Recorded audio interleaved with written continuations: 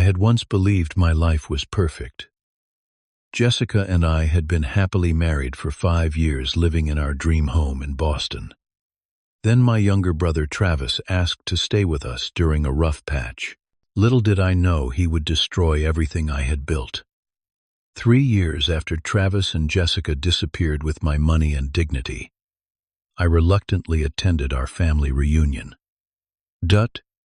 Travis, I never expected them to show up together, flaunting their betrayal. When Travis mocked my single status and Jessica joined in, my Uncle Jack slammed his fist on the table. "Shut up. There is something important you two need to know before humiliating him. Before I tell you what happened next, let me know where you are watching from in the comments. Hit that like button if you have ever had someone you trusted stab you in the back. Let us continue with how my life changed forever that day. I had spent most of my adult life building a successful career as a software developer. At 32, I was leading a team at one of Boston's top tech firms, earning well above the industry average. Jessica, my college sweetheart, worked as a financial analyst at a prestigious firm downtown. We had been married for 5 wonderful years and had recently begun discussing starting a family. Our 3-bedroom colonial in a quiet suburb represented everything we had worked for together. My relationship with my younger brother Travis had always been close, despite our different personalities. Growing up, I was the responsible one who studied hard and planned ahead. Travis was charismatic but impulsive, jumping from job to job and relationship to relationship. Despite his flaws, I always supported him, bailing him out of financial trouble more times than I could count. When Travis called me one rainy October night saying he had lost his apartment and job in the same week, I did not hesitate to offer our guest room. Jessica agreed it was the right thing to do. "Family helps family," she said, squeezing my hand. "It will only be for a few months, until he gets back on his feet." Travis moved in with a single duffel bag and promises to contribute to household expenses once he found work. I connected him with some industry contacts, and within a few weeks, he landed a junior position at a neighboring tech company. Things seemed to be looking up. The first signs of trouble emerged so subtly that I missed them entirely. Jessica, usually home by 6, began arriving later, blaming increased responsibilities at work. She guarded her phone more closely and grew irritated when I asked about her day. Meanwhile, Travis seemed to gain confidence with his new job, upgrading his wardrobe and staying out late on weekends. During this time, my own work responsibilities intensified. Our company was launching a major product, requiring frequent late nights and occasional business trips. I was exhausted but focused on securing our financial future. One night, while Jessica was showering, a text notification lit up her phone on the coffee table. I glanced over instinctively and saw a message that made my stomach drop. "Miss you already.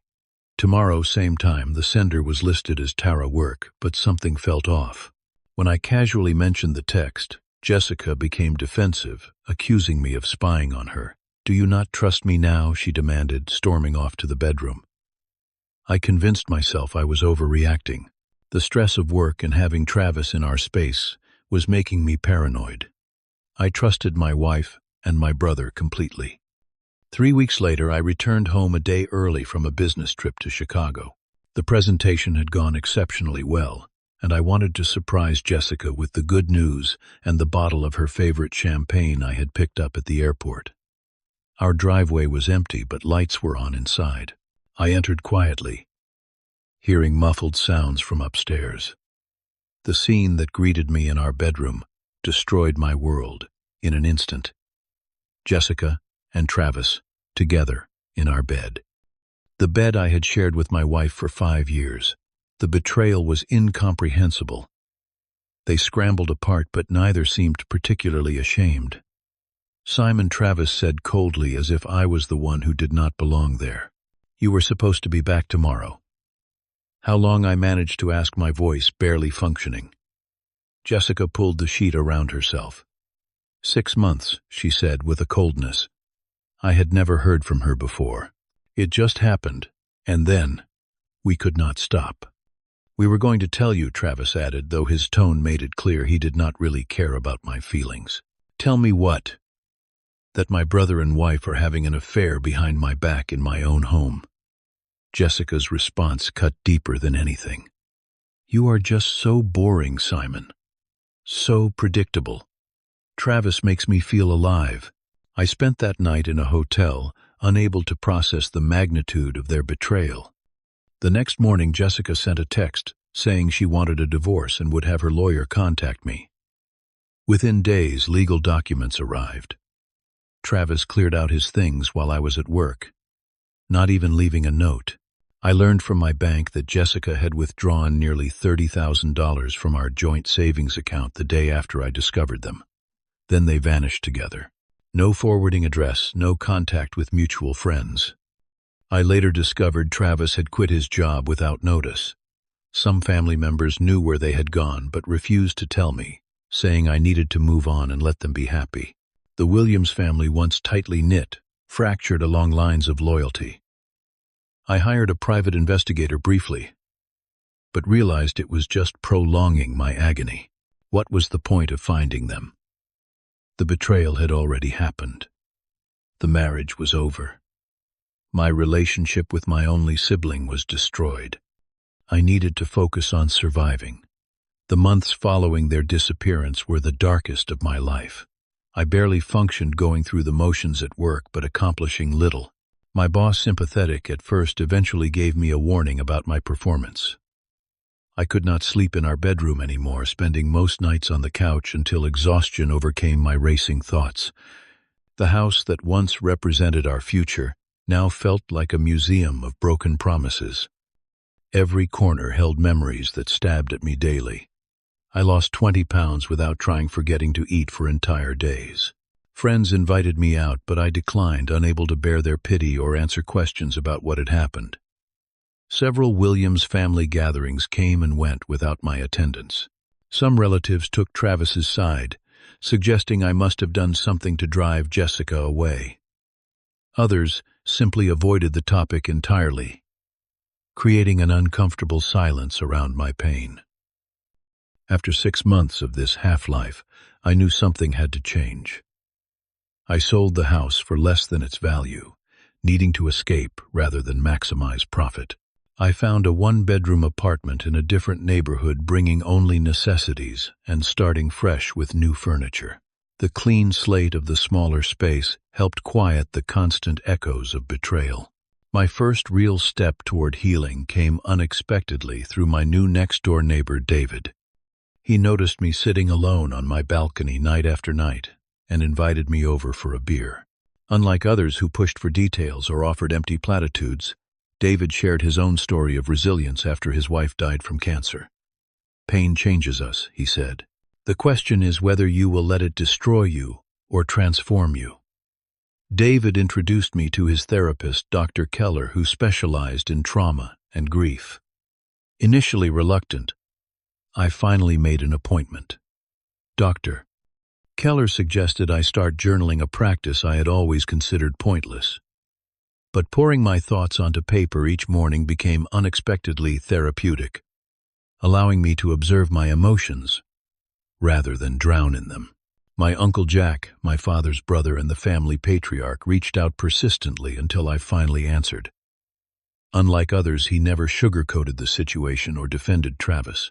What they did was unforgivable, he stated plainly during our lunch. But you still have a life to live, and it can be a good one. His straightforward support became a lifeline, and our Sunday phone calls a fixture in my week. Gradually, the crushing weight on my chest began to lift. I slept better. I started cooking actual meals again. At work, I regained focus and contributed meaningfully to projects. The pain did not disappear, but it no longer consumed every waking thought. With this foundation of stability, I channeled my energy into something unexpected. For years, I had ideas for software innovations that my company was too conservative to pursue. During sleepless nights, I had sketched out a concept for a more intuitive project management system, incorporating artificial intelligence. With nothing left to lose, I decided to build it. I worked evenings and weekends coding the prototype while maintaining my day job. The project became both distraction and purpose. 6 months into development, I showed it to my boss, hoping for company backing. He was impressed but unwilling to divert resources. Rather than shelving it, I made the terrifying decision to resign and launch my own startup. The first months of entrepreneurship tested my newfound resilience. I worked from my apartment, stretching my savings while refining the product. Cold calls and networking events yielded polite interest, but no customers. Self-doubt crept back in whispering that this venture, like my marriage, was doomed to fail. Then came the breakthrough. A former colleague, now at a larger firm, convinced his management to try my system as a pilot. Their team's productivity improved 30% within weeks. That first major client led to referrals, and suddenly I was hiring developers and renting actual office space. The company, which I named ClaritySync, grew steadily over the next year. As my professional life transformed, I also rebuilt personally. David convinced me to join his weekend mountain biking group. Initially terrible at the sport, I gradually improved, finding unexpected joy in the physical challenge and camaraderie on the trails. The group expanded my social circle beyond work, introducing me to people who knew nothing about my past. I attempted dating again, with mixed results. The first few women I met through apps seemed put off by my reluctance to discuss my ex in detail. Others lost interest when I explained I was building a business, requiring long hours. Each awkward coffee date and ghosting taught me something about what I wanted and did not want in a relationship. Most importantly, I learned I was okay being single. My worth was not determined by having a partner. 2.5 years after the betrayal, I had built something remarkable from the ashes. ClaritySync employed 23 people and served clients across 4 states. I had a small but loyal friend group, a comfortable condo downtown, and most importantly, a sense of peace I never thought possible. The pain had not disappeared entirely, but it no longer defined me. It was during this period of contentment that Uncle Jack called about the annual Williams family reunion. I had missed the last 3, unable to face relatives who might mention Travis or worse, take his side. "It is time," Simon Jack said firmly. "You have nothing to be ashamed of, and plenty to be proud of. Besides, I miss seeing you, kid." His words resonated. Why was I still allowing their betrayal to limit my life? I agreed to attend, preparing myself for awkward conversations and potential discomfort. The week before the gathering, I fluctuated between determination and anxiety. Part of me wanted to showcase my success, while another part feared reopening old wounds. Ultimately, I packed my car and made the 3-hour drive to Uncle Jack's lakeside property in rural Massachusetts, where the Williams family had gathered every summer for decades.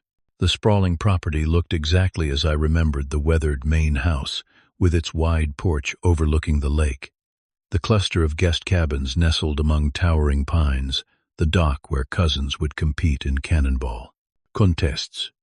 The familiarity brought a surprising comfort, like returning to a childhood home. Uncle Jack spotted my car and strode over, immediately enveloping me in a bear hug. "Look at you," he said, stepping back to examine me. "Success agrees with you, Simon." His genuine warmth eased my tension as he walked me toward the gathering on the main deck. Reactions to my arrival varied. Aunt Meredith and her daughters rushed over with enthusiastic greetings. Several cousins offered casual waves and smiles. Others, particularly my father's younger sister, Diane, who had always been close to Travis, gave stiff nods before finding reasons to move elsewhere. I had expected this mixed reception and found it affected me less than anticipated. Simon started his own software company, Uncle Jack, announced proudly to anyone in earshot, making quite a name for himself in the industry. His support, unabashed and vocal, bolstered my confidence.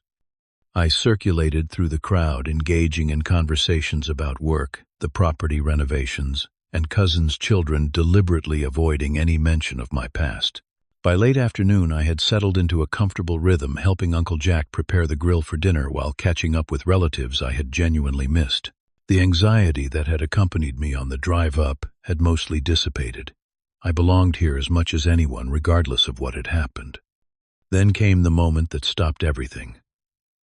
A sleek black Audi pulled up the gravel driveway, its polished surface gleaming in the late afternoon Sunday. Conversation around me quieted as Travis stepped out dressed in an expensive-looking suit that seemed absurdly formal for a family barbecue. He walked around to open the passenger door, and Jessica emerged, her hair, shorter than I remembered, wearing a designer dress and oversized sunglasses. The shock of seeing them froze me in place.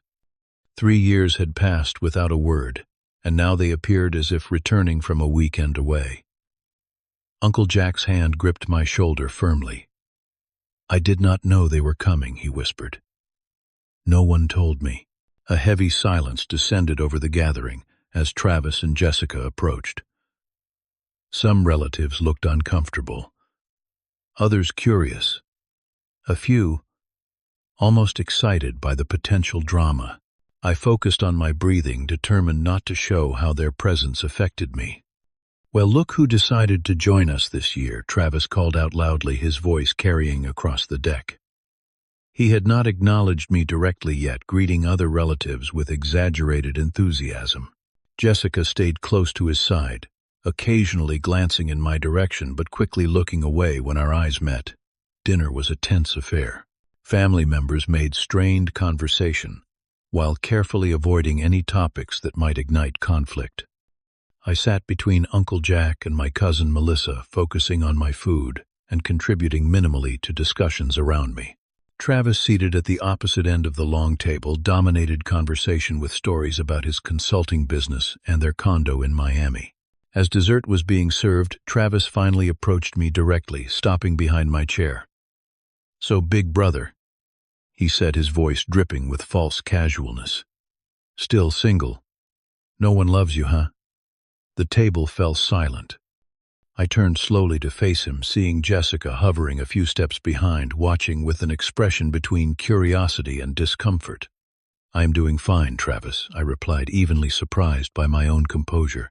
"That is not what I asked." He pressed a smirk, forming. 3 years later, and you are still alone, must be tough." Jessica stepped forward, then adding her own barb. "You are still that sad guy we ditched, right? I figured you would have found someone desperate enough by now." Their words were designed to wound, to provoke a reaction that would make me look unstable or bitter. 3 years ago, they would have succeeded. Now, I merely regarded them with something approaching pity. "I built a life I am proud of," I said simply. "That is what matters to me." Travis's face hardened at my refusal to take the bait. "Same old Simon, pretending everything is fine when we all know you are broken inside." At least Jessica and I had the courage to go after what we wanted. Courage. The word escaped me with a short, incredulous laugh. "Is that what you call stealing from your brother and disappearing?" Travis opened his mouth for another attack when Uncle Jack slammed his fist on the table with such force that glasses toppled. The sharp crack silenced everyone instantly. "Shut up," he growled, rising to his feet. His eyes, usually kind, blazed with fury as he glared at Travis and Jessica. "There is something important you two need to know before humiliating him further." Travis crossed his arms defensively. "What are you talking about, Uncle Jack?" Uncle Jack reached beneath the table and pulled out a folder I had not noticed before. "I have been gathering information for the past year," he said, his voice deadly calm now, "about your finances, about the money that disappeared from Simon's accounts, about Jessica's former employer and the funds that mysteriously vanished around the same time you two did."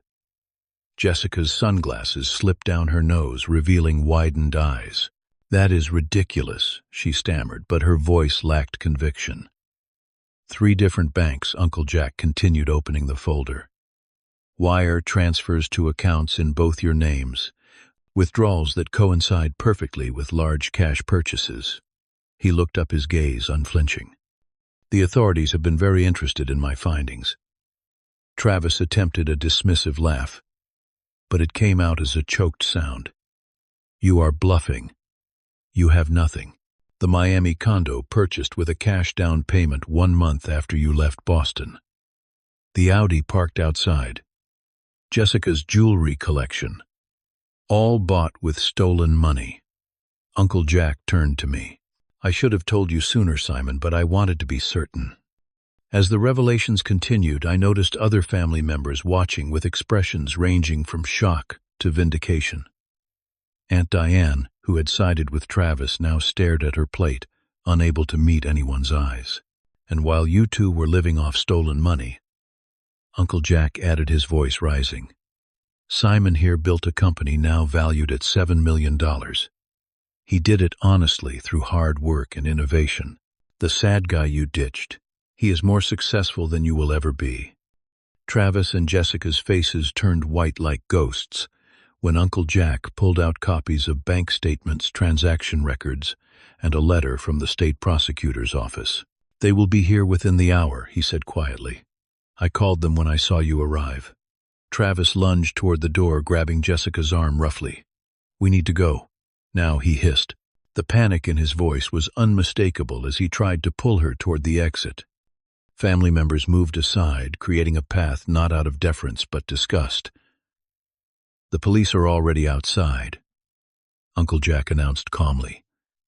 I made the call before dinner. They have been waiting for you to arrive. As if on cue, 2 officers in uniform appeared in the doorway, accompanied by a man in a suit who identified himself as a detective. The scene that followed seemed surreal. Travis attempting to explain away the evidence, Jessica crying and pointing fingers at him, claiming she knew nothing about the financial crimes. The detective read them their rights, while family members watched in stunned silence. As they were led away in handcuffs, Travis looked back at me with a mixture of hatred and something that might have been shame. For years I had imagined confronting him, saying all the things that burned inside me during sleepless nights. But watching him now defeated and exposed, I felt an unexpected emptiness where rage had once lived. Their downfall brought no joy, only a quiet sense that justice had finally arrived. Uncle Jack approached as the police cars pulled away. I should have told you what I was investigating, he said, placing a hand on my shoulder. But I needed to be certain before giving you hope. How did you figure it all out, I asked, still processing the evening's events. It started with something small, he explained. Travis sent Aunt Meredith a birthday gift, an expensive watch she mentioned to me. I knew his consulting business was new, and it got me wondering about their sudden financial comfort. I have a friend in banking who helped me look into public records, and the trail just kept growing. Family members gathered around us, many apologizing for having doubted my version of events or maintaining relationships with Travis despite what he had done. Their sudden support felt both validating and slightly hollow, but I accepted their words graciously. This night was not about holding grudges. As the commotion settled, Uncle Jack introduced me to a woman I had noticed earlier but had not met. Simon, this is Amy Chen. She is a research partner from my university days visiting for the weekend. Amy shook my hand firmly, her intelligent eyes meeting mine directly. Unlike others, she offered no platitudes about the evening's drama, just a simple, nice to meet you. The remainder of the weekend unfolded with surprising ease. Family members shared meals, reminisced, and gradually relaxed as the shock of Travis and Jessica's arrest faded. I found myself in several conversations with Amy, whose sharp mind and dry humor provided welcome distraction from thoughts about what would happen to my brother and ex-wife. As Sunday afternoon approached and people began packing to leave, I realized I felt lighter than I had in years. The final confrontation I had both dreaded and craved had come and gone, and I remained standing. More than standing, thriving. 6 months later, my life had evolved in ways I could not have predicted. Travis and Jessica both took plea deals, avoiding longer sentences by returning what remained of the stolen funds. Travis received 3 years for fraud and theft, while Jessica got 18 months. I declined to press additional charges, not out of forgiveness, but a desire to close that chapter completely. Clarity Sync continued to grow, opening a second office in Chicago and hiring 15 new developers. Industry publications began featuring our software as an innovative solution, and larger competitors made acquisition offers, I politely declined. The company had become not just my livelihood, but a source of genuine pride. Perhaps the most unexpected development was my relationship with Amy. What began with coffee, after the reunion evolved into weekly phone calls, then regular visits between our cities. Unlike previous dating attempts, our connection developed naturally built on mutual respect and honest communication. She knew my full history and never used it against me or treated me as damaged. Family gatherings became enjoyable again. Uncle Jack hosted monthly barbecues at the lake property during summer, drawing relatives who had drifted apart during the Travis situation. I attended each one, no longer the wounded party to be pitied, but simply Simon, successful entrepreneur and valued family member. One crisp fall day, I visited Travis in prison. Not for reconciliation, some betrayals cut too deep for that, but for closure. He seemed smaller in the standard issue uniform, his confidence deflated by consequences. When he asked why I had come, I told him simply, "To show you that you did not break me." His eyes filled with tears. Perhaps the first genuine emotion I had seen from him in years. I left, without promising another visit. The journey from betrayal to this new life taught me lessons I never wanted to learn but now value deeply. I discovered that rock bottom can become a foundation if you are willing to build on it. I learned that self-worth cannot depend on a relationship or others' opinions. Most importantly, I found that moving forward does not require forgetting the past, only refusing to be imprisoned by it. Today, as I sit on the deck of my new lakeside cabin, a small place of my own not far from Uncle Jack's property, I reflect on how differently things turned out than I had once planned. The pain that once threatened to destroy me instead forced me to build something stronger, more authentic, and ultimately more satisfying. There is a certain peace in that realization. Have you ever experienced betrayal that ultimately led you somewhere better? Share your story in the comments below. If this journey resonated with you, please hit that like button and subscribe to hear more real-life stories of overcoming life's toughest challenges. Remember, sometimes the people who are meant to stay in your life are not the ones you initially expected. Thank you for listening, and may you find strength in your own struggles.